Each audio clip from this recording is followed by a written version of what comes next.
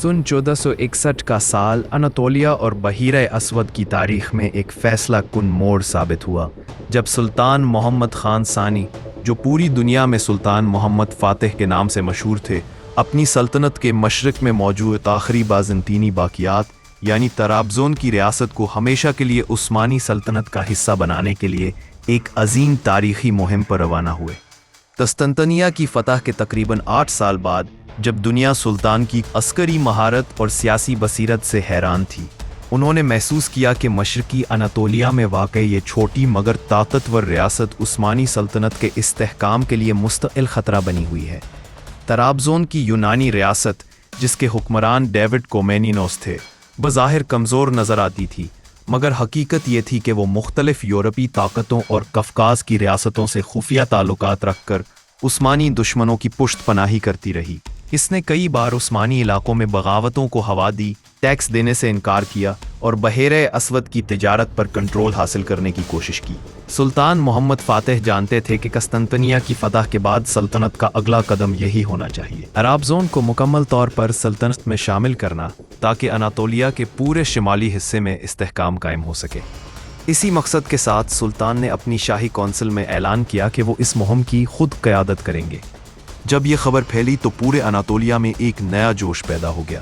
फ़ौज ने तारीख़ की एक और अजीम मुहिम की तैयारी शुरू कर दी। उस्मानी सिपाह, तोपखाना, बहरी बेड़ा और अनातोलिया के मुख्तलिफ शहरों से आए लश्कर एक बड़े काफ़िले की सूरत इकट्ठे हुए। सुल्तान ने अपनी फ़ौज को 2 बड़े हिस्सों में तक़सीम किया। एक हिस्सा बड़ी फ़ौज थी, जिसे अनातोलिया के पहाड़ों और घाटियों से गुजरते हुए तराबज़ोन तक पहुंचना था।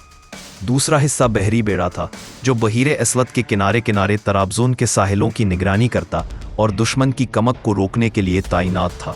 दोनों अफवाज का मकसद ये था कि तराबज़ोन को चारों तरफ से घेर कर उसे किसी भी बैरूनी मदद से मुकम्मल तौर पर काट दिया जाए। इसके साथ साथ सुल्तान ने एक और हरबा भी इस्तेमाल किया। उन्होंने इलाके के कई तुर्क बेगल अरबे को हुक्म दिया कि वो तराबज़ोन की रियासत की तरफ जाने वाले शाहराहों पर हमला करें, ताकि शहर नफसियाती दबाव में आ जाए। मुहिम का आगाज़ एक इंतहाई मुनज़्ज़म और शानदार अंदाज में हुआ। उस्मानी फ़ौज पहाड़ों, जंगलात और नदियों को उबूर करती हुई पेशकदमी करने लगी। रास्ता बज़ाहिर मुश्किल था, मगर सुल्तान अपनी फ़ौज के हमराह सफ़र कर रहे थे और उनकी मौजूदगी सिपाहियों के लिए हिम्मत और ईमान की अलामत थी। दूसरी तरफ बहरी बेड़ा तराबज़ोन के करीब पहुंचकर साहिली इलाकों का मुहासरा मजबूत करने लगा। तराबज़ोन की रियासत ने उस्मानी मुहिम के बारे में सुनकर जल्दी में अपनी दिफाई तैयारी तेज़ की। डेविड कोमेनिनस ने यूरोपी रियासतों को मदद के लिए पैगाम भेजा, मगर किसी ने खातिर ख्वाह मदद ना की, क्योंकि वो जानते थे कि सुल्तान मोहम्मद फ़ातिह के सामने खड़ा होना आसान नहीं। उस्मानियों के करीब पहुंचने पर डेविड ने सफारती कोशिश भी की, शायद बहरान टल जाए, मगर सुल्तान ने वाज़ेह कर दिया कि अब सिर्फ एक फ़ैसला होगा, तराबज़ोन उस्मानी सल्तनत में शामिल होगा। बिलाखिर वो वक्त आ गया जब उस्मानी फ़ौज ने तराबज़ोन के गिर्द मजबूत मुहासरा कायम कर लिया। शहर की बुलंद दीवारें, जो कई सदियों तक दुश्मनों को रोकती रही थीं, अब सुल्तान की तोपों के सामने लरज़ने लगीं। उस्मानी तोपखाने ने अपनी पोजीशनें संभालें और गोलाबारी शुरू हो गई। दिन रात तोपों की आवाज़ें गूंजती रहीं और शहर की फसीलें बड़े बड़े शगाफों से भरने लगीं।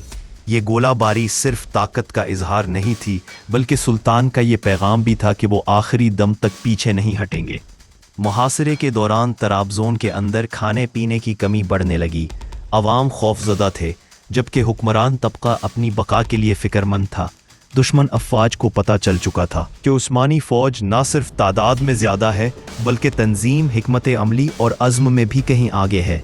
कई हफ्तों की सख्त गोलाबारी और मुहासरे के बाद हालात इस नहज पर पहुंच गए कि डेविड कोमेनिनस के पास सिर्फ 2 रास्ते बाकी रह गए, या तो शहर को मुकम्मल तबाही के साथ लड़कर खो दे या अमन से हथियार डाल दे। आखिरकार अब्दुल्ला पाशा के ज़रिए मुज़ाकरात हुए और डेविड ने हथियार डालने का फ़ैसला कर लिया। तराबज़ोन के दरवाजे खोल दिए गए। जब सुल्तान मोहम्मद फ़ातिह अपनी फ़ौज के हमरा फ़ातिहाना शान से शहर में दाखिल हुए, तो तारीख़ ने एक नए बाब का आगाज़ देखा। लोगों ने सुल्तान का खैर मकदम किया, क्योंकि वो जानते थे कि उस्मानी सल्तनत शहरियों के हुकूक और अमन के क़याम में हमेशा मिसाली रही है। फ़तह के बाद सुल्तान ने शहर के लोगों के जान और माल की हिफाजत का ऐलान किया। انہوں نے حکم دیا کہ کسی شہری کو نقصان نہ پہنچایا جائے اور شہر کی عبادت گاہوں، بازاروں اور تاریخی عمارتوں کی حفاظت کو یقینی بنایا جائے۔ سلطان نے انتظامی نظام کو منظم کیا، تجارت کو بحال کیا اور بندرگاہ کو عثمانی بحری راستوں کے اہم ترین مراکز میں شامل کر لیا۔ انہوں نے مقامی لوگوں کو امن دیا اور یوں طرابزون آنے والی صدیوں تک عثمانی سلطنت کے تحت ترقی کا مرکز بنا رہا۔ سلطان نے طرابزون میں کئی انتظامی اصلاحات کی جنہوں نے شہر کو نہ صرف مضبوط بنایا بلکہ ثقافتی طور پر بھی عثمانی تہذیب کا حصہ بنا دیا۔ یہ فتح محض ایک شہر کی فتح نہ تھی بلکہ پورے اناطولیہ کی سیاسی اور عسکری صورتحال میں ایک بڑی تبدیلی تھی۔ اس کے بعد عثمانی سلطنت کی بحیرہ اسود پر گرفت مزید مضبوط ہوئی اور سلطنت کے شمالی علاقوں میں استحکام پیدا ہوا۔